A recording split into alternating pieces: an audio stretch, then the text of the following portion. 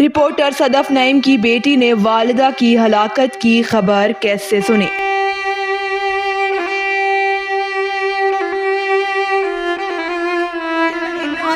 اس وقت حادثت جو ہے کنٹینر میں ہم ان کے ساتھ بلکہ موجود ہیں اور لانگ مارچ ہے۔ لانگ مارچ میں کنٹینر کے نیچے آ کر جاں بحق ہونے والی رپورٹر صدف نعیم کے شوہر نعیم نے کہا کہ بیٹی نے میڈیا پر دیکھ کر بتایا کہ لانگ مارچ میں جاں بحق ہونے والی خاتون مجھے میری امی لگتی ہیں۔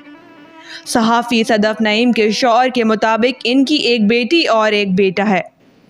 تحریک انصاف کے لانگ مارچ کے دوران ایک حادثے میں نجی ٹی وی چینل سے منسلک خاتون روڈ پر ہلاک ہو گئی تھی۔ کنٹینر کا ٹائر رپورٹر کے اوپر سے گزر گیا۔ حادثے کے بعد عمران خان کا قافلہ جی ٹی روڈ صادوقی کے مقام پر روک دیا گیا۔ عمران خان نے حادثے کے بعد صادوقی میں لانگ مارچ کے آج کے مرحلے کو ختم کرنے کا اعلان کرتے ہوئے کہا کہ وہ اس موت پر افسردہ ہیں اور خاتون رپورٹر کے اہل خانہ سے تعزیت کا اظہار کرتے ہیں۔ وزیر اعظم نے حادثے کا شکار ہو کر مرنے والے رپورٹر کے اہل خانہ کے لیے 50 لاکھ جبکہ وزیر اعلیٰ پنجاب نے 25 لاکھ روپے امداد کا اعلان کیا ہے۔